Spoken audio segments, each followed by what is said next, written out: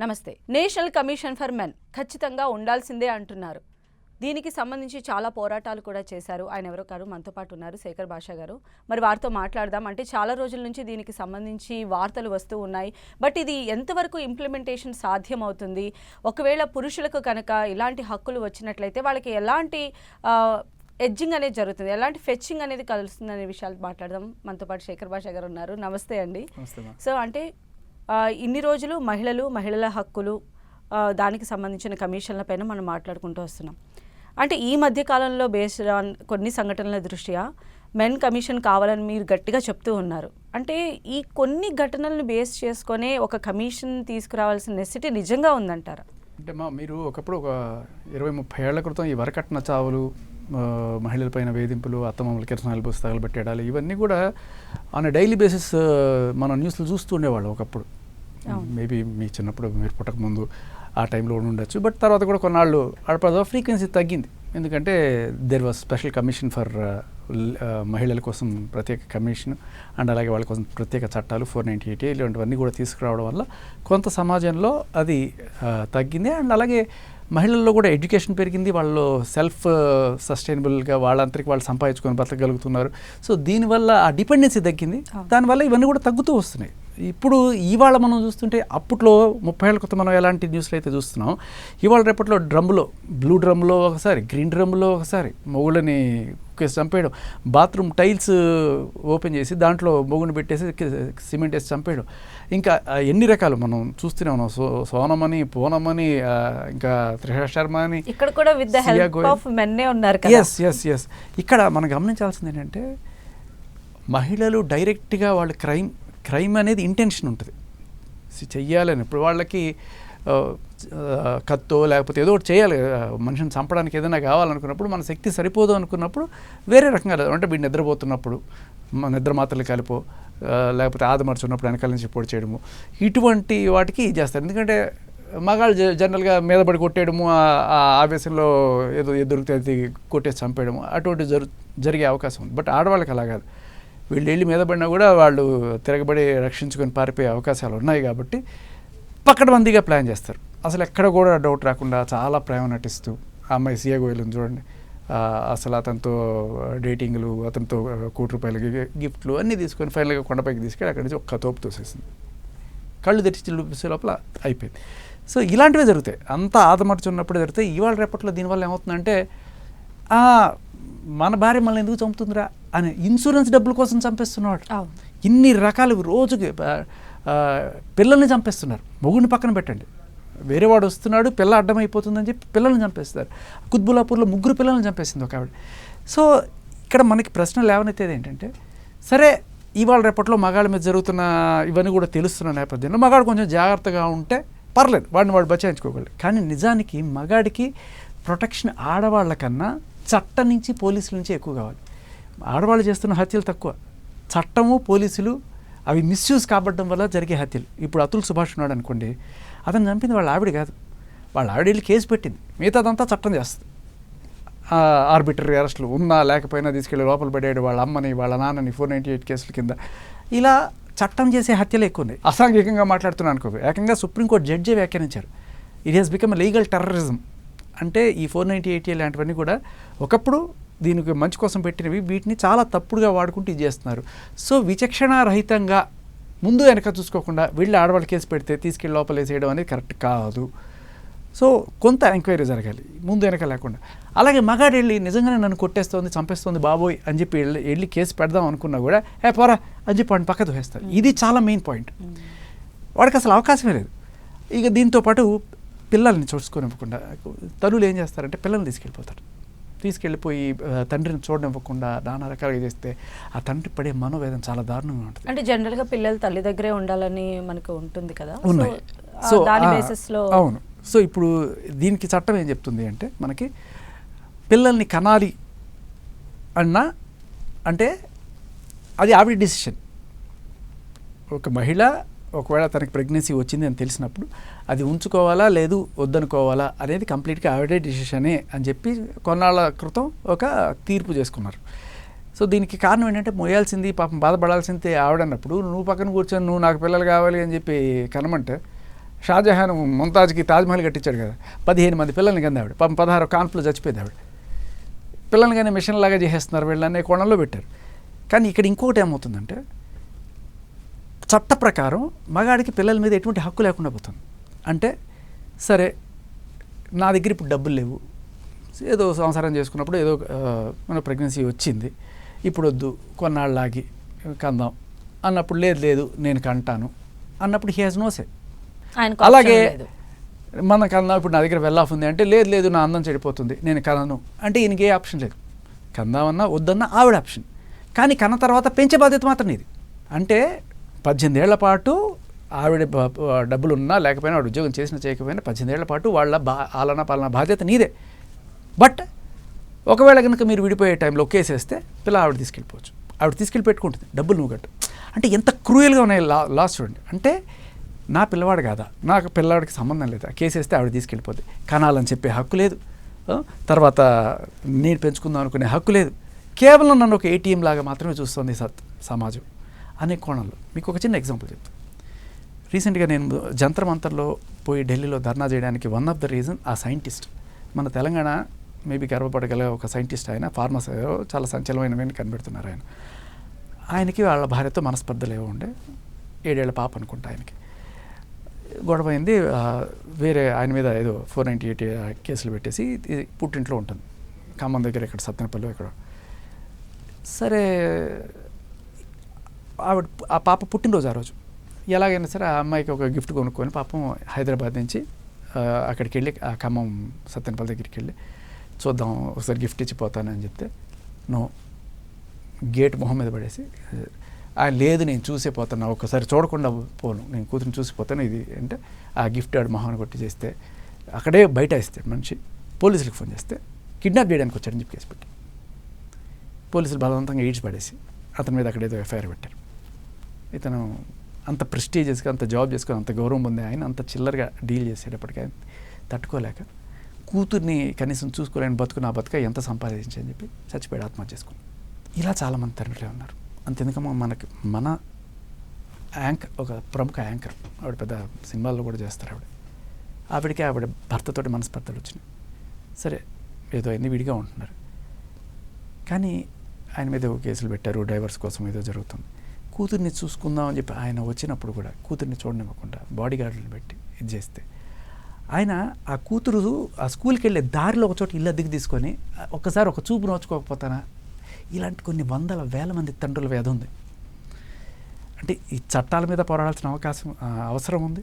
And అలాగే వీళ్ళకి కొంత రైట్ ఉంటుంది, మేము మనుషులమే, మాకు ఎమోషన్స్ ఉంటాయి, గుర్తించండి ఎంత. అండ్ ఇంకొకటి కూడా పెరుగుతున్న క్రైమ్ చూస్తుంటే పిల్లల్ని చంపేస్తున్నారు. సరే ఆవిడకి ఇచ్చేద్దాం అనుకుంటే కూడా ఆవిడ రేపు వేరే వాళ్ళతో సంబంధం పెట్టుకుని వాడు నాకు పిల్లలు అడ్డమైపోతుంటే చంపేస్తున్నారు కదా. మనం ఎప్పుడు ఊహించలా కన్న తల్లి పిల్లల్ని చంపుతుందని, కళ్ళ ముందు కనబడుతున్నటువంటివి. సో ఇటువంటి జరుగుతున్న నేపథ్యంలో ఒక ముందు వెనక చూడుకోకుండా ఆడవాళ్ళు మంచి మగవాళ్ళు చెడ్డ అనే ఒక డిస్కషన్ పెట్టుకోకుండా ముందు పరిశీలించి వాళ్ళకి సైకలాజికల్గా వీళ్ళు స్టేబుల్గా ఉన్నారా, ఫైనాన్షియల్గా స్టేబుల్గా ఉన్నారా, పిల్లల్ని చూసుకోగలరు, ఇవి చూసి పిల్లల్ని కస్టడీకి సంబంధించిన పోరాటం ఉంది. అలాగే 498 మిస్యూజ్కి సంబంధించిన పోరాటం ఉంది. ఇలా మగవాళ్ళు వెళ్ళి పోలీస్ స్టేషన్లో కేసు పెట్టడానికి వచ్చినప్పుడు వాటిని కూడా తీసుకోకపోవడం, మేము తీసుకోము, ఎన్ని సాక్ష్యాలు చూపించినా కూడా. సో ఇలాంటివి చాలానే జరుగుతున్నాయి. వీటి అన్యాయాలన్నిటికీ ఎగనెస్ట్గా పోరాటానికి దీనికి ఫస్ట్ మెట్టు ఏదవుతుందంటే మెన్స్ కమిషన్, హిందీలో పురుష ఆయోగ్ అంటారు. సో రకరకాల రాష్ట్రాల నుంచి ఆ రోజున 2000 మంది దాకా వచ్చారు. అందరూ కూడా పురుష ఆయోగానా హై అని చెప్పి పెద్ద పెద్ద నినాదాలు చేసుకున్నాం, కానీ నినాదాల వల్ల పెద్ద అయ్యేదేమో. సో ఆ రోజున వస్తుందని నమ్మకం ఉందా మీకు? చచ్చిపోతున్నారు కదా మనుషులు. ఇప్పుడు ఇంతమంది చచ్చిపోతున్నా పోతే పోన్లే మనకేంటి అని చెప్పి వ్యవహరించే మన ప్రభుత్వం. ఒక ఆయన మిట్టల్ అనే ఆయన రాజ్యసభ ఎంపీ గారు, ఆయన ఫస్ట్ బిల్ ప్రవేశపెట్టారు, ప్రైవేట్ బిల్. సో రాజ్యసభలో అయ్యింది అది. తర్వాత దాన్ని మళ్ళీ ఇవాళ ఈ సియా గోయల్ కేతన్ ఇన్సిడెంట్ తర్వాత జరుగుతుంది. అదొకటే కాదు, రోజు మనం చూస్తున్నాం. సో కావాలి మెన్స్ కమిషన్ అనేది. మగాళ్ళ మీద క్రైమ్ జరుగుతోంది కాబట్టి మెన్స్ కమిషన్ కావాలి అనడం కన్నా మగాళ్ళ గోడు వినడానికి, అంటే మగాళ్ళ మీద తంతున్నారు, తిడుతున్నారు, ఏదన్నా చేస్తున్నారు, వీడు వెళ్ళి కేసు పెడితే నమ్మే పరిస్థితి కూడా లేపో ఆడది నేను కొడుతుందా, నువ్వు తిరిగి ఒక కోర్టు కొడితే అది ఉంటుందా? అవును, కొడతాడు. తర్వాత వీడి మీద కేసు పెడతాడు, వీడిని తీసుకెళ్ళి జైలు వేస్తారు. ఆ భయానికి వీడు కామ్గా ఉంటాడు. ఆ అడ్వాంటేజ్ తీసుకొని వీడి మీద రెచ్చిపోతుంటుంది. సో ఇక్కడ ఏంటంటే చట్టము, మహిళ వీళ్ళిద్దరూ కలిసి కాంబినేషన్లో ఒక బ్యాడ్ ఇంటెన్షన్తో కనుక మొదలైతే వీడి జీవితం సర్వనాశనం. దీన్ని రక్షించడానికి కావాలి మెన్స్ కమిషన్. అసలు ఇందులో ఏ పాయింట్స్ ఇన్వాల్వ్ చేస్తే బాగుంటుందని మీరు అనుకుంటున్నారండి? ఒకవేళ ఈ కమిషన్లో ఏ పాయింట్లు పొందుపరచాలి అంటే ఏ పాయింట్స్ చెప్తారు మీరు? యాక్చువల్గా ఒక ఎన్జిఓ కూడా స్టార్ట్ చేస్తున్నాము. దాంట్లో కూడా మేము దీనికోసం ఈ రైట్స్ కోసం అడ్వకేట్. జెండర్ బయాస్డ్ లాస్ చాలా ఉన్నాయి మన సిస్టమ్. ఫస్ట్ పోరాటం against we want gender neutral laws. ఎలా అంటే ఇవాళ రేపట్లో బ్రేకప్లు అనేది చాలా కామన్ అయిపోతుంది. అమ్మాయి అబ్బాయి ప్రేమించుకుంటారు, సరే ఇక్కడ చదువుకునే టైంలో ప్రేమలో, లేకపోతే అమీర్పేట కోచింగ్ సెంటర్లో ప్రేమలో కావచ్చు. ఈ ప్రేమలు ఏమవుతాయంటే సరే ఆ టైంలో సినిమాలు, పార్కులు, షికార్లు అన్నీ అయిపోయిన తర్వాత ఆ అమ్మాయికి ఒక సంబంధం వస్తుంది ఫారెన్ నుంచి వాళ్ళ అమ్మ వాళ్ళు. వీడికి జీతం 20,000 ఇక్కడ, ఆడికి 2 లక్షల శాలరీ. ఇప్పుడు ఏం చేస్తారు వాళ్ళ పేరెంట్స్? అమ్మ చేస్తాం, పెళ్లి చేస్తాం పద అంటారు. సో జనరల్గా చాలామంది బెటర్ శాలరీ కదా అని వీడికి సారీ చెప్పేస్తారు. అదేంటి ప్రేమించావు కదా, వీడు ఎంత చేసినా కూడా లేదు నాకు నువ్వు నిజంగానే ఇష్టం అని చెప్పి వాళ్ళ అమ్మ వాళ్ళ మీద దోసో లేకపోతే ఏదో చేసి నేను ఏం చేయలేను సారీ అని చెప్పేసి వెళ్ళిపోతారు. సో ఈ టైంలో కొంతమంది తట్టుకోలేని వాళ్ళు, సరే చాలామంది తీసుకుంటున్నారు ఈ మధ్యకాలంలో, బట్ తట్టుకోలేని కొంతమంది యాసిడ్లు పోయడాలు, లేకపోతే వాళ్ళ మీద దాడులు చేయడాలు, లేకపోతే వాడే సూసైడ్ చేసుకోవడాలు, రైలు పట్టాల కింద తలబెట్టడాలు, ఇటువంటివి చేస్తున్నారు. అలా కాకుండా చట్ట ప్రకారం వీడెళ్ళి ఏమైనా చేయగలడా అంటే చట్టం ఏమీ లేదు. బట్ అదే కనుక రివర్స్లో ఈ అమ్మాయి ప్రేమించుకున్నారు, అబ్బాయి ఒకనొక టైంలో ఈ అమ్మాయి కన్నా బెటర్ అమ్మాయి వచ్చిందనో లేకపోతే ఈ అమ్మాయిని మోసం చేసేసి వేరే వీటితో వెళ్ళిపోదాం అనుకున్నాడు. ఈ అమ్మాయికి బ్రేకప్ చెప్పేశాడు. ఇప్పుడు ఈ అమ్మాయికి చట్టపరంగా ఏమైనా ఉందంటే ఎస్, ఈ అమ్మాయి చచ్చిపోక్కర్లేదు, వాడిని చంపక్కర్లేదు, వాడి మీద యాసిడ్ పోయక్కర్లేదు, ఏమి చేయక్కర్లేదు. పోలీస్ స్టేషన్కి వెళ్ళి కేసు పెడితే 493 ఇంతకుముందు ఐపీఎస్లో, ఇప్పుడు 81 అయింది. అదేంటంటే పెళ్లి చేసుకుంటానని నన్ను నమ్మించి నాతో సంసారం చేసి నన్ను చేసేసాడు. సో ఇప్పుడు వాడికి 10 ఏళ్ళు జైలు శిక్ష అంట. కానీ మగాడైతే నువ్వు చచ్చిపో, నీకు చచ్చిపోయే ఫెసిలిటీ ఉంది, లేకపోతే మందు కొట్టి ఎక్కడైనా రోడ్లో కుక్కలాగా దేవదాసులాగా అయిపో, మాకే సంబంధం అనే మగాడు అనేవాడితో మాకు సంబంధం లేదు అనే టైప్లో ఈ లాస్ ఉన్నాయి. సో ఇటువంటి జెండర్ బయాస్డ్ లాస్ అనేవి మారాలి అనేది మొట్టమొదట మా డిమాండ్. రెండోది, ఎప్పుడైనా సరే మగవాడు పోలీస్ స్టేషన్కి వెళ్తే ఒక కేసు పెడదాం అనుకుంటే తీసుకునే పరిస్థితులు ఉండవు. వాడు ఎన్ని సాక్ష్యాలు చూపించినా సరే వాళ్ళకి ఏం చెప్తారు తెలుసా? నువ్వు కేసు పెడతావు సరే, ఆ అమ్మాయి వచ్చి నీ మీద అత్యాచారం కేసు పెట్టింది అనుకో, అమ్మాయికి ఏం సాక్ష్యాలు అవసరం లేదు, నేను తీసుకెళ్ళి 14 రోజులు రిమాండ్లో పెడతాను, తర్వాత ఆలోచిస్తాం. అవసరమా నీకు? వెళ్ళిపో. వాళ్ళు ఏదో మనకి ఫేవర్ చేస్తున్నాడు, అయ్యా నాకు అన్యాయం జరుగుతుందంటే బెదిరించి భయపెట్టి పంపించేస్తున్నారు. అంటే మీ వైపు నుంచి సపోర్ట్ సిస్టమ్ లేదు కాబట్టి, అటువైపు ఉంది కాబట్టి ఇలా అయ్యా. ఇకపోతే పెళ్ళిళ్ళలో అమ్మాయి ఎంత చదువుకున్నా కూడా, రీసెంట్గా మనం ఒక కేసు చూసాం. ఆవిడకి 3 డిగ్రీలు అంట, ఆవిడ లాయర్ అంట, ఇంజనీర్ అంట, ఇంకా ఎంబీఏ అంట, 3 డిగ్రీలు ఉన్నాయి ఆవిడకి. భర్త ఏమో ఇంజనీరింగ్ 3rd ఇయర్లోనే ఆపేశాడు. ఆయన సినిమా హీరో, ఈవిడ సమ్ బిజినెస్ ఉమెన్. వీళ్ళిద్దరికీ ఒక బాబు కూడా. సో మొత్తానికి ఏమైంది, ఈవిడికి ఇన్ని డిగ్రీలు పెట్టుకొని కూడా నాకు నెలకి 10 లక్షలుగా మెయింటెనెన్స్ కావాలన్నట్టుగా అడుగుతుంది. అంటే ఏంటి, మనం చదువుకోగలిగి సంపాదించగలిగి అన్నీ ఉండి కూడా ఇంకా ఒక చట్టం ఉంది కదా మనం మెయింటెనెన్స్ తెచ్చుకోవడానికి అనేది. అదే మగాడికి డబ్బులు తక్కువ ఉండి ఆవిడకి ఎక్కువ ఉండి, అయ్యా నాకు లేవు ఇప్పించండి అంటే, నీ కాళ్ళు చేతులు బాగున్నాయి కదా, నువ్వు వెళ్ళి పని చేసుకో. మరి ఆవిడకి కూడా కాళ్ళు చేతులు బాగున్నాయి కదా, ఆవిడ ఎందుకు పని చేసుకోకూడదు? అలా చూడరు. సో అంటే ఇప్పుడు పరిస్థితులు ఇలా మారాయి, కానీ ఒకప్పుడు అంటే ఈ చట్టాలు పెట్టినప్పుడు సిచ్యువేషన్స్ వేరే ఉన్నాయి కదా. ఇప్పుడు కూడా అటువంటి వాళ్ళు లేరా? ఉన్నారు కదా. ఇప్పుడు కూడా అటువంటి మహిళలు ఎవరైతే ఉన్నారో వాళ్ళకి కావాలి. కానీ ఉన్న మహిళలు కూడా వాళ్ళ పేరు చెప్పి మిస్యూజ్ చేస్తున్నారు. ఓకే. ఇప్పుడు దానివల్ల ఏమవుతుందంటే కంప్లీట్గా చైనా లాగా మొత్తం తీసి అవతల పడేశారు. ఇప్పుడు చైనా చూస్తే అలిమోని లేదు, లండన్లో లేదు. అక్కడ ఏంటంటే మొగుడు పెళ్ళాం అయిన తర్వాత ఇద్దరి ఇది ఇన్కమ్ ఏదైతే ఉంటుందో ఫైనల్గా అవన్నీ చూసి ఈక్వల్గా డిస్ట్రిబ్యూట్ చేస్తారు, హాఫ్ ఆఫ్. ఇప్పుడు అమెరికాలో టాప్ 42 మిలియనీర్ ఉమెన్ ఎవరైతే ఉన్నారో వాళ్ళందరూ ఇలా విడాకులు తీసుకోవడం వల్ల భరణం పొందిన మహిళలేట.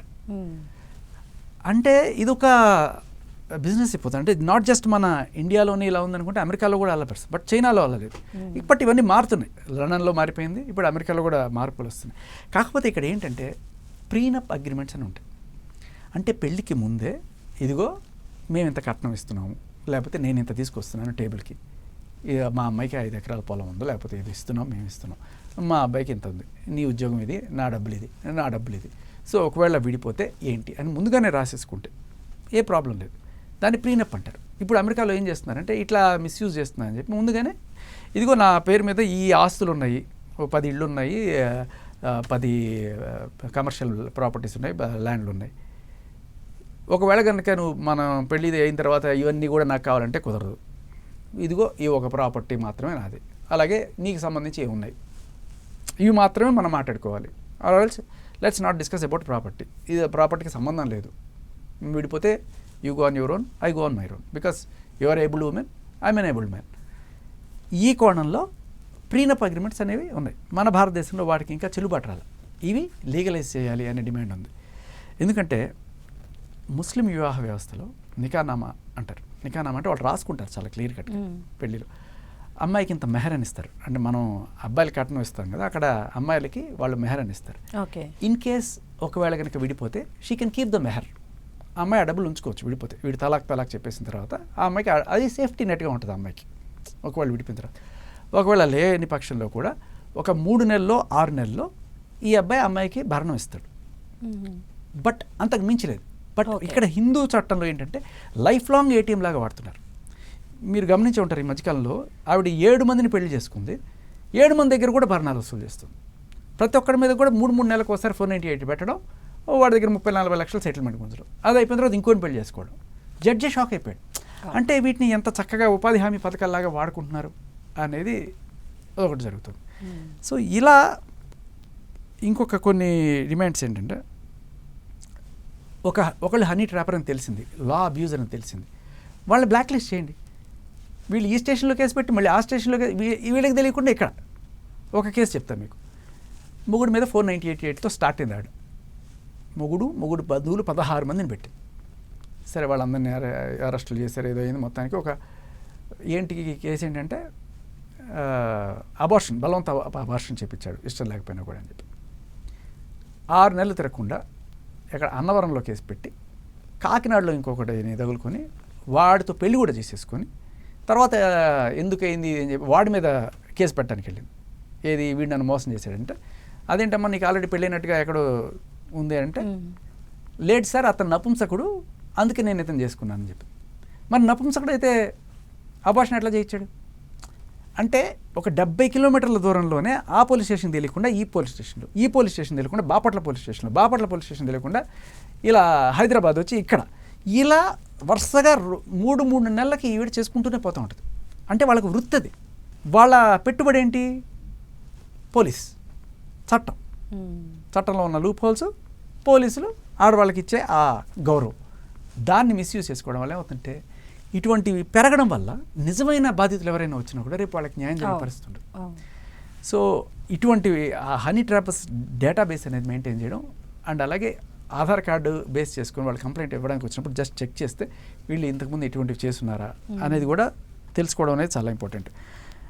అలాగే ఇప్పుడున్న అబ్బాయిలు పెళ్లి చేసుకోవాలనుకున్న ప్రతి అబ్బాయిలకి ఎడ్యుకేషన్, లా ఎడ్యుకేషన్ అనేది చాలా అవసరం. అంటే చట్టాలు ఏం చెప్తున్నాయి, రేపు నువ్వు పెళ్లి చేసుకుంటే బాగానే ఉంది, రేపటికి రేపు మీ ఆవిడ వెళ్ళిపోయి ఆవిడ బాయ్ ఫ్రెండ్ తోటో లేకపోతే ఎక్కడో ఉండొచ్చు, నువ్వు అభ్యంతరం పెట్టడానికి లేదు, అది ఆవిడ స్వేచ్ఛ. సో ఇది సుప్రీంకోర్టు తీర్పు. అక్కడితో ఆడకుండా ఆవిడ నీ దగ్గర నుంచి మెయింటెనెన్స్ కూడా క్లెయిమ్ చేయొచ్చు. ఆవిడ వేరే వాడుతూ ఉంటూ నీ మీద గృహహింస, డొమెస్టిక్ వైలెన్స్, అదే మెయింటెనెన్స్, 498 అన్నీ కూడా పెట్టచ్చు, నువ్వు ఇచ్చుకుంటూ పోవాలి. సో ఈ సెక్షన్స్ ఉన్నాయి, ఇవి పడితే నీకు ఇట్లా అవుతుంది, ఇవన్నీ తెలిసిన తర్వాత కూడా నువ్వు పెళ్లి చేసుకున్నావు అంటే నాకు తెలిసి ఏ మగవాడు కూడా భయపడతాడు, పెళ్లి చేసుకోడు. Until unless is for sure ఆ అమ్మాయి అసలు అటువంటిది కాదు, ఆ అమ్మాయి దేవత, ఆ అమ్మాయి ఇటువంటి చేయదు అని వాడికి క్లియర్ కట్టి ఉంటే చేసుకుంటాడు. కానీ సియాగో ఇలాంటి వాళ్ళని చూడండి, వాడు ఏమనుకున్నాడు, బా నా పెళ్ళాం దేవత అనుకున్నాడు. వీళ్ళందరూ కూడా ఈ చంపేసిన వాళ్ళు ఎవరైతే ఉన్నారో వాళ్ళందరూ కూడా తెగ నటించేశారు ప్రేమ. భయం వేస్తుంటుంది ఒక్కొక్కసారి. పెళ్లి చేసుకోవాలి అనే సిచ్యువేషన్ ఇండియన్ చట్టం కల్పించట్లేదు. ఈ చట్టంలో మార్పు రావాలి. పిల్లలు పుట్టిన తర్వాత కూడా వాళ్ళకి నా మీద ఎటువంటి హక్కు లేదు, వాళ్ళని పోషించడం తప్ప. ఇంత దారుణమైన సిచ్యువేషన్లో మనం ఉన్నప్పుడు మార్చుకోవాలి కదా చట్టాలని. వీటి కోసమే మెన్స్ కమిషన్ అనేది ఒక తొలి అడుగు మాత్రమే. ఈ చట్టాలన్నీ మారాలి అనేది మా బలమైన డిమాండ్. అయితే అసలు ఇలాంటి వాటికి రాజ్యాంగం అనేది అనుమతి ఉంటుందని భావిస్తున్నారా యాజ్ ఆఫ్ నౌ? రాజ్యాంగం అనుమతి అంటే రాజ్యాంగంలో పిల్లల కోసం మహిళల కోసం ప్రత్యేక చట్టాలు చేయొచ్చు అని చెప్పి మొదట్లో అంబేద్కర్ గారు రాసినప్పుడు రాశారు.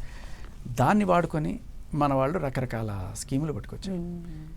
అందులో కొన్ని ఓటర్ రాజకీయాలు ఉంటాయి, కొంత ఇమేజ్ సంపాదించుకోవడానికి కావచ్చు. ఇలా అందులో ఒకానొక సిచ్యువేషన్ మీరు గమనించండి, ఫ్రీ బస్. సో ఫ్రీ బస్లో అండర్ ప్రివిలేజ్డ్ మహిళలు వెళ్తున్నారా, డబ్బులు సంపాదించుకుంటున్న వాళ్ళు వెళ్తున్నారా? అందరూ వెళ్తున్నారు. సో నిజంగా ఫ్రీ బస్ ఎవరికి కావాలి? ఆఫర్ చేయలేని పూర్ పీపుల్, అమ్మాయిలైనా అబ్బాయిలైనా చదువుకుంటున్న వాళ్ళు, వాళ్ళకి చాలా ఉపయోగపడుతుంది. కానీ డబ్బున్న వాళ్ళు కూడా మనం కొంత మిగిల్చుకోవచ్చు కదా, గ్రీడీ వాళ్ళు దాంట్లో పోతూనే ఉన్నారు. ఫ్రీ బస్సు కూడా పక్కన పడి, ఫ్రీ లిక్కర్ ఏంటండి? ఆడవాళ్ళకి ఫ్రీ లిక్కర్ అనే విషయం మీకు తెలుసు? ఏ పబ్కు పోయినా సరే ఆడవాళ్ళకి ఫ్రీ లిక్కర్. పబ్బుల్లో ఫ్రీ లిక్కర్ ఎందుకంటే వాళ్ళ కోసం మగాళ్ళు వస్తారు కాబట్టి వాళ్ళ దగ్గర నుంచి డబ్బులు వసూలు చేస్తారు. ఇది ఫ్రీ లిక్కర్ అనమాట. అంటే ఈ ఫ్రీబీల కాన్సెప్టు ఎంత చక్కగా అంటే మనుషుల్ని ఇటుపక్క చెడగొట్టడానికి ఉంది, ఒకవేళ మంచిగా వాడుకోవడానికి అయితే అందరికీ అండర్ ప్రివిలేజ్డ్ వాళ్ళకి ఇవ్వాలి కదా. సో ఇదేంటంటే ఒక ఓటు రాజకీయం. ఇప్పుడు ఆ వాగ్దానం వల్ల ఒక పర్టికులర్ పార్టీ, అసలు సీన్లో లేని పార్టీ అధికారంలోకి వచ్చేసే పరిస్థితి ఇవి కూడా ఉన్నాయి కాబట్టి పడతాయి. సో ఇప్పుడు మనకి ఇప్పుడు ఉమెన్ కమిషన్ ఎలాగో ఉంది, ఇప్పుడు దానికి తోడు పోటీగా మెన్ కమిషన్ అనేది రావటం ఎంతవరకు కరెక్ట్ అంటారు? అంటే men women both are equal అని చెప్తున్నప్పుడు ఇద్దరికి కలిపి ఏదైనా చట్టమో లేకపోతే ఇలా పోటీ చట్టాల రూపంలో కూడా వస్తే ఇంకా ఫైట్ అనేది ఇంకా ఎక్కువైపోతుందా? లేదమ్మా, అట్లా అస్సలు ఆ సమస్య. ఇప్పుడు మహిళా కమిషన్ ఎవరి కోసం? ఎవరైతే దరిద్రపు మగవాళ్ళు ఉన్నారో వాళ్ళని ఒక బెత్తంతో చేయడం కోసం. అలాగే దరిద్రపు ఆడవాళ్ళు కూడా చాలామంది ఉన్నారు, వాళ్ళకి బెత్తం లేదు. ఇప్పుడు అది కావాలి మెన్స్ కమిషన్. మెన్స్ కమిషన్లో ఐ విష్ ప్రతి ఒక్క అధికారి కూడా మహిళే అవ్వాలి. ఎందుకంటే వాళ్ళు అర్థం చేసుకున్నట్టుగా మగవాళ్ళు కూడా అర్థం చేసుకోలేరు. ఇంకొకటి ఏంటంటే మహిళల్ని పట్టుకురావాలంటే కూడా మహిళా కానిస్టేబుల్సే కావాలి మనకి. ఇవాళ రేపట్లో ఒక క్రైమ్ చేసిన మహిళ అయినా సరే 6 గంటల తర్వాత నన్ను పోలీస్ స్టేషన్లో ఉంచకూడదనే ధైర్యంతో ఇవి తెలిసిన వాళ్ళు ఏం చేస్తున్నారు? పోలీసులు దబాయిస్తారు. పోలీసు కనీసం బలవంతంగా లాక్కెళ్ళి లోపల కూర్చోబడ్డానికి కూడా వాడికి అధికారం లేదు. ఏం చేయగలడు? ఇదే తప్ప అమ్మాయి అబ్బాయి చేస్తే మగాడిని పట్టుకుని 4 పీకుతాడు పోలీసు, వాళ్ళ మీద చెయ్యి కూడా వేయడానికి లేదు. సో ఇవన్నీ తెలుసుకున్న వాళ్ళు ఏంటంటే రిపీట్ అఫెండర్స్ ఎవరైతే ఉన్నారో, ఆహా మళ్ళీ అప్పుడే ఏం చేయలేడరా అనే కొండలు వెళ్తారు. బట్ అక్కడే అందరూ పోలీస్ ఆఫీసర్స్ లేడీస్ ఉన్నారనుకో, 4 పీకి వాళ్ళనే కూర్చోబెడతారు. నేను అనేది ఏంటంటే అలా కావాలి మనకి టాస్క్. పోలీస్ ఫోర్స్లో కూడా ఎక్కువ మంది మగాళ్ళే ఉండడం వల్ల కూడా ఇదే ప్రాబ్లం అవుతుంది. ఆడవాళ్ళు కూడా ఈక్వల్గా భర్తీ అవుతున్నారు అనుకోండి, అప్పుడు వాళ్ళే వెళ్తాళ్ళు, వాళ్ళే అరెస్ట్ చేస్తారు. ఇప్పుడు 6 గంటలు కాకపోతే అర్ధరాత్రి 2 గంటలకైనా అరెస్ట్ చేస్తారు, మగాళ్ళని అరెస్ట్ చేసినట్టు. ఏమవుతుంది? అందరూ ఆడవాళ్ళు ఉన్నప్పుడు వాళ్ళ మీద ఆరోపించలేరు కదా. సో మహిళా పోలీస్ స్టేషన్ అంటే మహిళలను రక్షించుకోవడానికే కాదు, తప్పుడు మహిళలను శిక్షించడానికి కూడా ఇవి అవసరం అయ్యే పరిస్థితి ఉంది. ఇప్పుడు అమెరికా లాంటి చోట్ల ఏంటంటే వాళ్ళకి మగాడు ఆడదాన్ని పట్టుకుంటే ఏదో పెద్ద భూతంలాగా ఏం చూడరు. అక్కడ మగ పోలీస్ అయినా సరే ఆడవాళ్ళని అటు పట్టుకొని లోపల వేస్తాడు తీసుకెళ్ళి, లేకపోతే గట్టి 4 పీకుతాడు కూడా. అక్కడ ఈక్వాలిటీ, మగ ఆడ తేడా లేదు, ఎవరైనా సరే ఇదే చూస్తారు. ఇక్కడ అయ్యో పోలీసు చూడండి మహిళ జుట్టు పట్టుకున్నాడు అది ఇది అని చెప్పి పెద్ద హడావిడి చేస్తారు మన వాళ్ళు. అక్కడ నేరస్తురాలు అయినా సరే మనం మహిళ కోణంలోనే చూస్తాం తప్ప అక్కడ అది చేసిన క్రైమ్ మనం చూడం. అదే ఇక్కడ ప్రాబ్లం. సో ఐ విష్ ఇది మహిళా కమిషన్ పురుషుల కమిషన్ సపరేట్గా ఉండడం కూడా చాలా అవసరం. ఎందుకు చెప్తున్నానంటే మహిళల ప్రాబ్లమ్స్ వేరు, పురుషుల ప్రాబ్లమ్స్ వేరు. మహిళల ప్రాబ్లమ్స్ ఎలా ఉంటాయి? సో మేబీ వరకట్న వేధింపులో లేకపోతే ఇంకోటో ఇలా ఉంటాయి. పురుషుల ప్రాబ్లమ్స్ ఎలా ఉంటాయి? నీ మీద కేసు పెడతా, మీ ఫ్యామిలీని మొత్తం రోడ్డుకి ఇడుస్తా, ఇటువంటివి చట్టాన్ని అడ్డం పెట్టుకుని ఆడే ఇవి ఉంటాయి. సో వీటిని వెల్ డాక్యుమెంటెడ్గా వాటిని ఫేస్ చేసే విధంగా మనం ఈ చట్టాలని ఆర్గనైజేషన్ని రూపుదిద్దుకోవాలి. అలానే ఇప్పుడు ఏదైనా ఒక ఇన్సిడెంట్ జరిగిన వెంటనే అది విమెన్కైనా మెన్కైనా, ఇప్పుడు ఫర్ ఎగ్జాంపుల్ విమెన్కి జరిగినప్పుడు మనం చూసాం నిర్భయ లాంటి చట్టాలు తీసుకొచ్చారు, ఫాస్ట్ ట్రాక్ కోర్టులు అన్నారు ఇలా. బట్ అక్కడ కూడా జస్టిస్ జరుగుతుంది అనుకుంటున్నారు. ఇప్పుడు వచ్చేటువంటి మెన్ కమిషన్ త్రూ వచ్చేటువంటి ఈ చట్టాల్లో కూడా మీకు జస్టిఫికేషన్ అనేది వస్తుందని మేము ప్రత్యేకంగా చట్టాలు ఏం కోరుకోవట్లేదు. ఇప్పుడు ఆడవాళ్ళు కోరుకున్నట్టుగా ఇప్పుడు జనరల్గా ఏంటి, వాళ్ళ ఆడవాళ్ళకున్న కొన్ని చట్టాల్లో కేసు పెడితే పూర్వాపరాలు ఆలోచించకుండా ఆర్బిటరీ అరెస్ట్ అంటారు. అంటే పలానా సెక్షన్ పెట్టాడు అనుకో ఆఫీసరు, అక్కడ సాక్ష్యం ఉన్నా లేకపోయినా సరే ఆవిడ కంప్లైంట్ ఇస్తే చాలు వీడిని అరెస్ట్ చేయాలి. ఇది 498 ఒకప్పుడు ఇది. సో దీన్ని ఎంత మిస్యూజ్ చేశారంటే ఫైనల్గా ఇవాళ పొరలు పీకేశారు ఆ చట్టానికి. ఇప్పుడు ఒక మహిళ వెళ్ళి అవును నన్ను మా ఆయన కొట్టేశాడు చంపేశాడు అని చెప్పి ఈ కేసు పెట్టింది అనుకోండి 498. ఇదివరకుట్లాగా ఇప్పుడు తల్లిదండ్రులని వాళ్ళని అరెస్ట్ చేయడానికి లేదు, తీసేశారు. మొగుడిని కూడా అరెస్ట్ చేయడానికి లేదు, పిలిచి విచారించాలి పోలీసులు, అంతకు మించి తప్ప.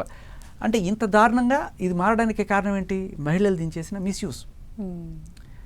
సో అలాగే ఇప్పుడు మేమేం కోరుకుంటున్నాం అంటే ఇలాంటి విచక్షణ రహితమైన చట్టాలు అక్కర్లేదు. సాక్ష్యాలు చూపిస్తే కనీసం నమ్మండి. అదిగో కొడుతోంది సాక్ష్యం, ఇదిగో చంపడానికి ప్లాన్ చేసింది సాక్ష్యం. సాక్ష్యాలు చూపించినప్పుడైనా సరే మీరు యాక్షన్ తీసుకోవట్లేదు కదా. అక్కడ ఏ సాక్ష్యాలు లేకుండా తీసుకెళ్ళి లోపల పడేస్తున్నారు. ఇక్కడ సాక్ష్యాలు ఉన్నా సరే పట్టించుకోవట్లేదు. మేము అడిగేది అది. సపరేట్ ప్రత్యేక చట్టాలు ఏం అవసరం లేదు, జెండర్ న్యూట్రల్ లాస్ తీసుకురమ్మని అడుగుతున్నాం మేము, అంతే. సో ఫైనల్గా అంటే నేషనల్ కమిషన్ ఫర్ మెన్ వచ్చింది అనుకోండి, మీ డ్రీమ్ నిజమవుతున్నట్టేనా? అది ఒక చిన్న స్టెప్ మాత్రమే అమ్మా. ఇక చాలా చేంజెస్ రావు. మీకు ఒక చిన్న ఎగ్జాంపుల్ చెప్తాను. మై బాడీ మై చాయిస్ అని ఈ మధ్యకాలంలో చాలామంది మహిళలు స్టేట్మెంట్లు పెడుతున్నారు. ఇప్పుడు మీరు బయటకు వెళ్ళి గమనిస్తే ఏ మగాడు స్లీవ్లెస్ వేసుకొని తిరుగుతున్నాడు, ఏ మగాడు ఇక్కడ దాకా వేసుకొని తిరుగుతున్నాడు, అందరు నార్మల్గానే షర్టు ప్యాంట్లు వేసుకొని పోతున్నారు. ఆఫీసులో కూడా అలాగే పోతుంటారు. సో ఏ మగాడు కూడా అరవట్ల నాకు ఫ్రీడమ్ లేదు నేను వేసుకోవాల్సిన బట్టలని. కానీ సపోజ్ మీరు ఆఫీస్కి వెళ్ళాలనుకోండి, ఇవాళ రేపట్లో మన Hyderabad is hub of lot of MNCs. వాళ్ళకు హెచ్ఆర్ కోడ్ ఉంటుంది, దానికి ఒక డ్రెస్ కోడ్ ఉంటుంది. ఆ డ్రెస్ కోడ్లో స్లీవ్లెస్ వేసుకోవచ్చు ఆడవాళ్ళు, ఇక్కడ దాకా వేసుకోవచ్చు, మోకాలకి కిందకి వేసుకోవచ్చు. ప్రతి దానికి కూడా వాళ్ళు కొలతతో సహా మొత్తం దానికి హెచ్ఆర్ బుక్ ఉంటుంది, ఒక చట్టం ఉంటుంది అనమాట హెచ్ఆర్. అది ఉల్లంఘిస్తే వాళ్ళ మీద చర్యలు ఉంటాయి. సో ఇక్కడ కొంతమంది ఆడవాళ్ళు వాళ్ళకున్న ఆ కేటగిరీ ఆఫ్ డ్రెస్సెస్ వాళ్ళకి ఏవో ఒక డ్రెస్సులు వేసుకొని ఆ బాస్ని మెప్పించడానికో లేకపోతే వాడిని కొంచెం ఊరించో వాడి దగ్గర ఎక్కువ అంటే తక్కువ పని ఎక్కువ జీతం అనే కోణంలో చేసేవాళ్ళు చాలామంది ఉంటారు. వీళ్ళు పని చేయరు, వచ్చి ఊరికే 4 కబుర్లు చెప్తారు, ఆ బాస్తో కాస్త ముద్దులు కురుస్తారు, వాడు ఈ పక్కన పనిచేసే వాడిని కూడా పట్టించుకోడు. ఇలా చాలామంది నాశనం అయిపోతున్నారు. ఇక్కడ అబ్బాయిలు కూడా మై బాడీ మై చాయిస్, ఆ అమ్మాయి స్లీవ్లెస్ వేసుకొని వస్తుంది కదా, నేను రేపటి నుంచి స్లీవ్లెస్ వేసుకొస్తానని ఆఫీస్కి ఒక్కడ వెళ్ళండి. No, a man is not suppose to wear sleeveless in the office. ఇది హెచ్ఆర్, ఇది రూల్. మరి ఆ ఆడవాళ్ళకు ఒక రూల్, మగవాళ్ళకు ఒక రూల్. మగాళ్ళని రోడ్లు దిగి పోరాటాలు చేయట్లేదే, నిజానికి చెయ్యాలి. ఎందుకు అంటే మేము స్లీవ్లెస్ వేసుకురావాలనే మాకు కోరికేం కాదు, కానీ వాళ్ళు ఏదో అందచందాలు ఏదో చూపించి మాకన్నా పని చేయకుండా జీతాలు తీసుకునే కొంతమంది ఇది మిస్యూజ్ చేస్తున్నారు, అడ్వాంటేజ్ తీసుకుంటున్నారు అనే కోణంలో పెడితే ఇద్దరికి పెట్టండి, లేకపోతే ఇద్దరికి తీసేయండి. అందరూ పద్ధతిగా బట్టలు వేసుకురామని చెప్పండి హెచ్ఆర్కి. ఇటువంటి రెవల్యూషన్స్ ఫ్యూచర్లో రాబోతున్నాయి, ఖచ్చితంగా రాబోతున్నాయి. ఎందుకంటే చాలా ఈజీ అయిపోతుంది అనమాట. వాళ్ళు ఇటువంటి మార్గం ఎంచుకునే వాళ్ళు ఎవరైతే ఉన్నారో అందరూ అని చెప్పండి, అందరూ పాపం చాలామంది 90% అమ్మాయిలు వాళ్ళు కష్టపడి పని చేసుకునేవాళ్ళు. కానీ ఈ 10 మంది వగలాళ్ళు టక్కులాళ్ళు ఉంటారు చూసారా, వాళ్ళు చేసే పని ఏంటంటే ఇలా చేసుకుని వెళ్ళి బాస్ని ఇంప్రెస్ చేసి ఇంకేం చేయక్కర్ల, ఉద్యోగం చేయక్కర్ల. ఇటువంటి వాటిని కూడా చెక్ పెట్టాల్సిన అవసరం ఉంది. సో ఇలా ఇంకా చాలానే పెద్ద ప్రణాళిక ఉంది మాకు. ఇవన్నీ కూడా ఖచ్చితంగా మేము ముందుకు తీసుకొస్తాం అతి త్వరలో. Right, thank you so much అండి. అంటే నిజంగా మీరు అనుకున్నట్లు ఎవరైతే మగవాళ్ళలో కూడా ఇబ్బందులు ఫేస్ చేస్తున్నారో వారందరికీ కూడా నిజంగా చట్టం నుంచి ఒక ప్రొటెక్షన్ వస్తే బాగుంటుంది, రావాలి అని కూడా కోరుకుందాము. Thank you so much. So ఇది వాళ్ళ స్పెషల్ డిస్కషన్. చూస్తూనే ఉండండి 10 TV.